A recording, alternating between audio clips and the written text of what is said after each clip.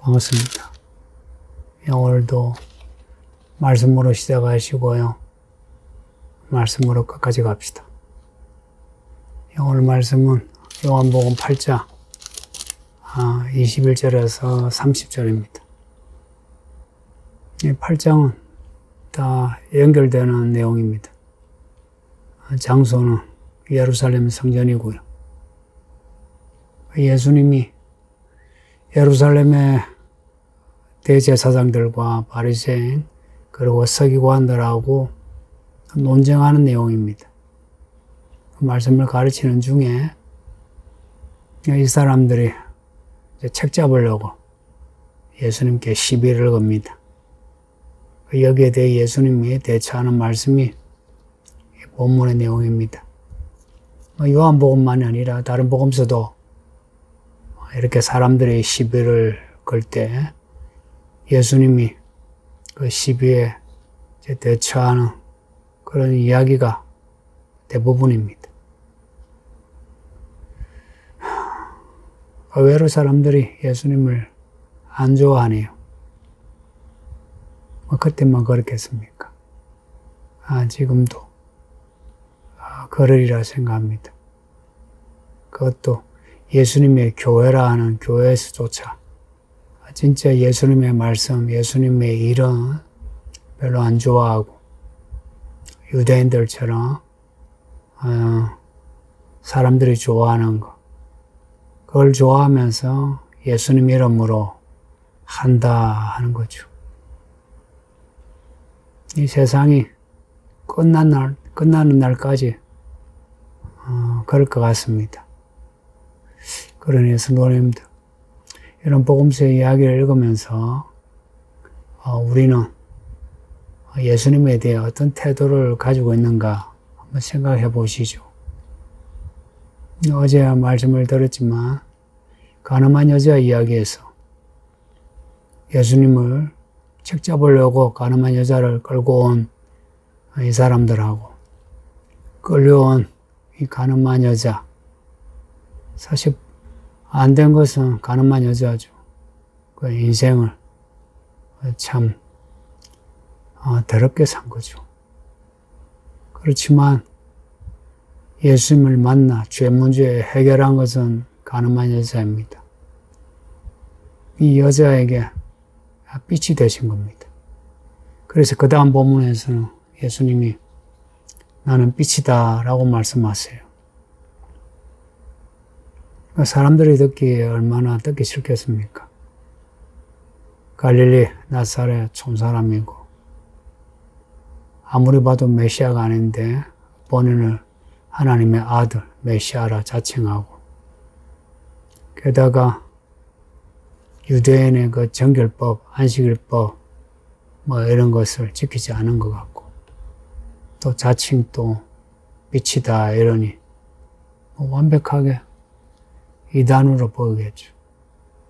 근데 예수님을 붙잡지 못한 이유, 가장 큰 이유는 아직 때가 아니라서. 하나님의 때는 누구도 건드릴 수 없습니다. 또 그 다음 이유는 그냥 현실적인 이유인데, 예루살렘에 모여든 이 군중들이 예수님을 좋아하는 겁니다. 예수님 말씀을 들으려고 성전에 몰려든 거예요. 그러니 이런 군중들 눈치를 봐서라도 잡을 수 없습니다. 게다가 예수를 잡으라고 사람을 보냈는데 그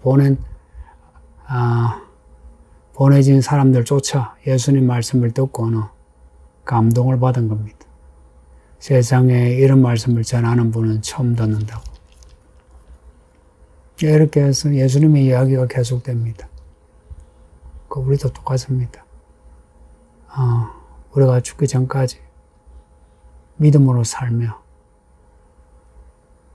누구도 우리의 믿음을 막을 수 없으니까 우리 성도님들 용기 100배 믿음으로 삽시다.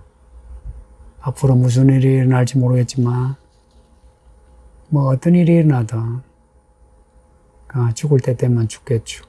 잡힐 때 되면 잡히겠고 그 전까지 뭐든지 할 수 있으니까 할 수 있을 때 합시다. 예수님은 늘 자신의 죽음을 염두에 두고 사신 것 같아요. 오늘 본문도 그렇습니다. 나는 간다. 너희가 나를 찾다가 너희 죄 가운데 죽을 거다. 내가 가는 곳에는 너희가 오지 못한다. 라고 생뚱맞은 말씀을 하십니다. 그러니까 유대인들 반응이 이래요. 내가 가는 곳에는 오지 못한다니 저 사람이 죽으려고 하나. 사마리아 여자 이야기도 그렇지만 예수님하고 대화가 되려면 마음을 열어둬야 합니다. 안 그러면은 머리가 깨져요. 무슨 말씀을 하시는지 알아들을 수가 없어요.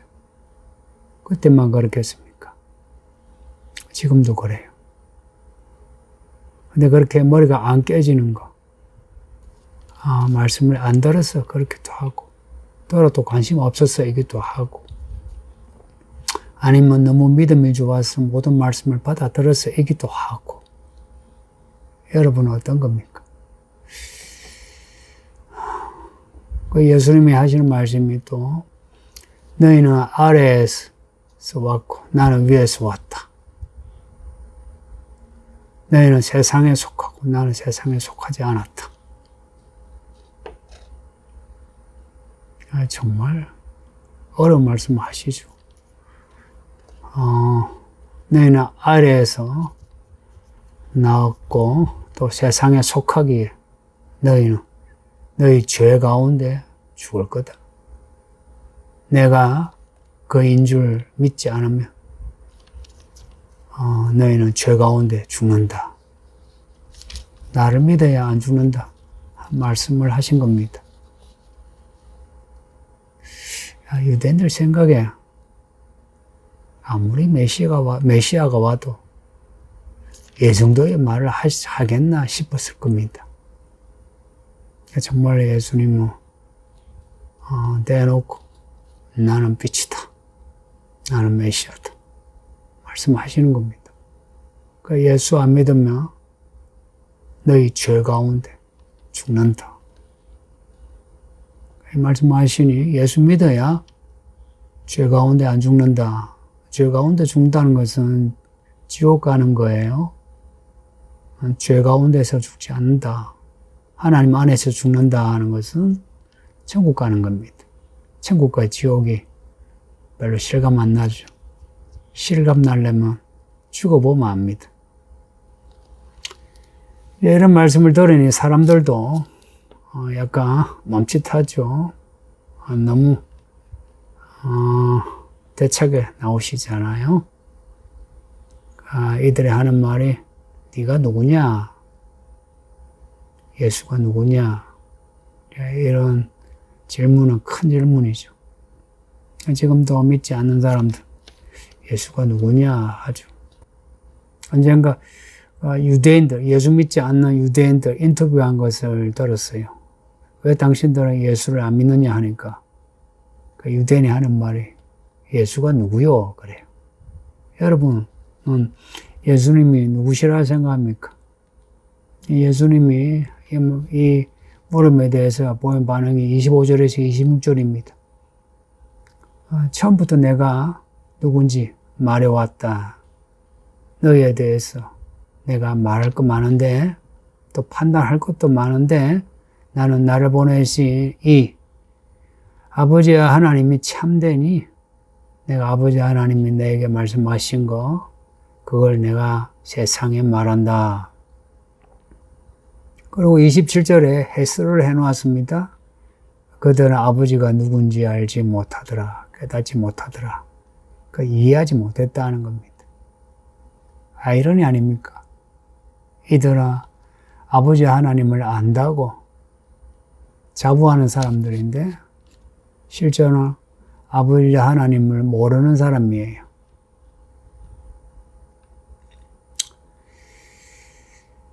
예수님이 또 하시는 말씀이 너희가 나를 알 때가 있는데 인자를 높이 든 후에야 나를 알 거다. 또 아버지께서 가르치신 것, 내가 말한 줄을 그때야 알 거다. 나를 보내신 하나님이 나와 함께 하신다. 내가 항상 아버지 하나님이 기뻐하시는 일을 하니 아버지 하나님이 나와 함께 하신다. 하나님은 나를 혼자 두지 않으신다 라고 말씀한 거예요. 여기에 대해서 사람들의 반응은 이 말씀을 하시면 많은 사람이 믿더라 하고 30절에서 해피하게 끝을 맺네요. 근데 이 해피도 얼마 못 가죠. 이 사람들이 또 모여서 예수님을 죽입니다. 우리가 그렇죠. 믿음이 좋은 것 같은데 어느새 우리가 마귀가 돼가 예수님을 죽이려고 들고 잘 믿는 사람을 죽이려고 들지 않습니까? 말이 좀 심합니까? 실제로 우리가 다 알걸요. 여러분은 이런 예수님의 말씀을 읽고 들으면 믿어집니까? 이게 믿어진다면 하나님 말씀이 참말이란 것을 알게 됩니다. 예수님이 누구신가를 알고서 믿으면 말씀이 참말이란 것을, 본문 뒤에 보면 진리가 나오는데 진리란 것을 알게 됩니다. 예수님을 아는 것이 혹은 예수님을 믿는 것이 믿음의 관건입니다. 성도님들, 제가 강조하는 바를 여러분도 강조해 주세요. 믿음의 관건은 예수님이 누구신가 아는 거예요. 그래야 아버지 하나님을 알아요. 예수님이 누구신가를 잘 알지 못하고 믿지 못하면 우리의 모든 믿음의 행위는 종교성이 됩니다. 불교에서 믿는 그런 행위, 그와 다르지 않다 이야기입니다. 본문의 유대인들은 예수님을 안 믿어요. 하나님을 믿는다면서 예수님을 안 믿어요. 그런데 결과적으로 하나님을 모르고 있는 겁니다. 하나님을 모르고 있으니 죄 가운데, 저희들의 죄 가운데 죽습니다. 우리도 그렇습니다. 예수님이 누군지 모르면 우리의 죄 가운데 우리가 죽습니다. 구원받을 길이 없습니다. 그런데도 저 팔레스타인에 그 유대인의 국가가 세워진 거 보면 신비합니다. 그렇다고 해서 저들이 예수님을 믿는 것도 아니고 안 믿어요. 1%가 된다던가. 그런데 요즘은 기독교인이 많이 늘어나고 있답니다. 어제는 이란과 관련되는 뉴스를 봤는데요. 이란에서 그리스도인이 많이 늘어나고 있답니다. 성경에 나오는 고레스 혹은 엘람이 이란이에요. 구약의 예언에 엘람이 다시 회복이 되고 그곳에도 하나님의 보좌가 거기에 있다고. 예언이 성취되고 있는 것 같습니다. 지금 이런 종말의 이야기가 진행이 되면 어느 때인가 유대인들이 대거 예수님을 믿겠죠. 그날을 기다리는데 그날이 성경에서 늘 말씀하는 여호와의 날, 심판의 날, 진노의 날, 그렇습니다. 아마 긴장하셔야 될 겁니다. 21절에 또 24절에 반복되는 요 구절, 너희는 너희 죄 가운데 죽고 하는 요 말씀을 잊지 맙시다. 우리가 죽는 거 우리의 죄 가운데 죽습니다. 그러니까 하나님이 엄한 하나님이 되셔가 우리를 지옥에 보내시는 게 아니고 우리의 죄 가운데 죽습니다. 어쩌면 하나님이 이스라엘에게 회개할 기회를 주시기 위해서 저 팔레스타인 땅에 나라를 세워주신 것 같다는 생각이 들어요. 또한 우리에게도 이렇게 회개할 기회를 엄청 주시잖아요. 그죠? 이렇게 회개할 기회 주실 때, 이런 말씀을 들을 때에 회개하고요. 예수님이 누구신가를 마음을 다해서 받아들이고 뜻과 정성을 다해서 예수님을 따릅시다. 갈수록 우리가 약간 요령을 부리는 것 같지 않습니까? 믿긴 한데, 우리가 믿고 싶은 대로 이제 믿는 요령, 이런 요령을 다 하신다 하죠. 사람을 외모로 보지 않고 그 마음 중심 혹은 공의로 판단하신다니까 오를 다 하십니다. 여러분은 이 목사가 어떻게 보입니까? 혹은 여러분을 하나님이 어떻게 보실 것 같습니까? 외모를 보지 않는 하나님의 그 판단이 무섭지 않습니까? 저나 여러분이나 다 무서워해야 되고요. 예수님이 이 말씀을 하시면서 자신의 죽음을 염두에 두고 말씀하셨다는 게 참 애잔합니다. 언제 이 사람들이 예수를 알게 되나? 인자를 덤으로, 십자가에 못 박아 죽임으로 인자가 누군지 알게 된다 하는데, 근데 역사적으로 보면 이들이 예수님을 죽였음에도 불구하고 지금도 예수님이 누군지 모르고 있습니다. 정말 예수님의 마음이 많이 아플 것 같습니다. 대신 우리 같은 이방인이 그래도 이렇게 예수님을 믿게 되니 하나님의 은혜가 참 한량없습니다. 정말 하나님의 은혜는 우리가 생각하는 차원 그 이상입니다. 이미 하나님의 종말의 시간이 시작이 되었으니 오래전에 시작되었죠.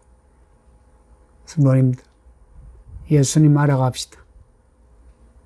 그래서 아버지 하나님과 친밀합시다.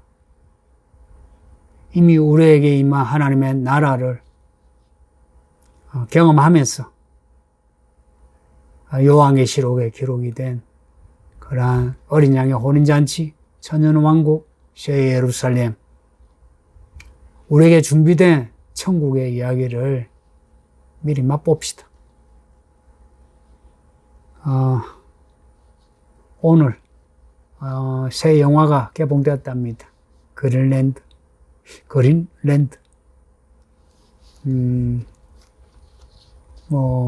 행성이 떨어져서 지구가 멸망하는 그런 내용이라 하는데, 제가 예고편을 봤는데 재밌는 것 같아요. 천국의 이야기도 예고편으로 이렇게 우리에게 주신 거 아십니까? 이 말씀을 통해서 하나님의 나라의 이 예고편을 많이 맛보심으로 때가 되어서 하나님의 이야기 그 본론으로 들어갑시다. 기도하겠습니다. 아버지 하나님 감사합니다. 우리에게 이 말씀을 읽고 듣게 하시니 오늘 하루도 이 말씀으로 살게 하소서. 세상에 사나 세상에 속하지 아니하고 하나님의 자녀로 그리스도에게 속한 자로서 살게 하소서. 우리가 우리의 죄로 죽을까 두려워하여 예수님 잘 믿어 죄사함 받고 천국 가게 하소서. 오늘도 어떤 상황에서든지 믿음을 잃지 않고 짜증내지 않고 불안해하지 않고 엄난하지 않고 너무 욕심내지 않고 믿음으로 살게 하소서. 예수님 이름으로 기도합니다. 아멘. 성도님들, 오늘 하루 잘 보내세요. 바이바이.